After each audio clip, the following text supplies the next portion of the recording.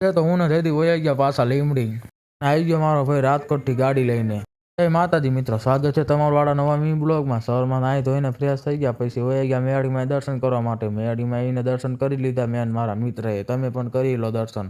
અને પછી હું ને મારો મિત્ર વયા ગયા બજારમાં, કારણ કે મેળીમાં લેમ્પ બગડી ગયો હતો, આડે લેવા જવાનું હતું નવો લેમ્પ. અને પછી બજારમાંથી લઈ લીધો આપણે લેમ્પ. પછી લેમ્પ લઈને આપણે વયા ગયા ઘર બાજુ, કારણ કે મેળીમાં લેમ્પ નાખવાનો હતો. અને પછી આડી મેના રાણીને મૂકી દીધી આડી દુકાને. પછી હું ને મારો મિત્ર કરવા માંડ્યા પગપાળા યાત્રા. પછી પહોંચી ગયા મેળીમાં, આડે મેળીમાં આટલું જે લેમ્પ લાવ્યા હતા તે આડે મેળીમાં નાખી દીધો. પછી તાળા લઈ આવ્યા નાસ્તો ને આ તો કૂતરાથી ભાર્યું ને ત્યાં ખાવા મીંડો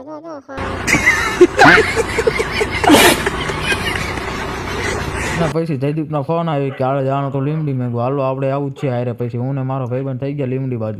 પછી પહોંચી ગયા આડે લીમડી ને આપણે જે વસ્તુ દેવા આવ્યા હતા ત્યાં ભાઈબંધ આવતો તો વસ્તુ લેવા માટે. પછી આડે લીમડી પહોંચીને ઘડીક ઊભા રહી ગયા. અને પછી લીમડીથી આપણને રાજભાઈ ભેગા થઈ ગયા કે હાલો ચા પાણી પીવા. મેં હાલો ચા પાણી પીવાનો દે ને. પછી રાજભાઈનો કરી નાખ્યો ગારીઓ. અને પછી લીમડી આપણે કામ પતાવી નાખ્યું. પછી હું ને જયદીપ થઈ ગયા ઘર બાજુ પાછા રિટર્ન. અને હું ને જયદીપ પછી પહોંચી ગયા વઢવાણ. અરે આવીને જોયું તો મારો ભાઈ રાજકોટથી આવી ગયો હતો. પછી અમે બે ગાડી લઈને નીકળી ગયા બહાર રખડવા માટે. આવતો તો થોડોક વરસાદ એટલા માટે.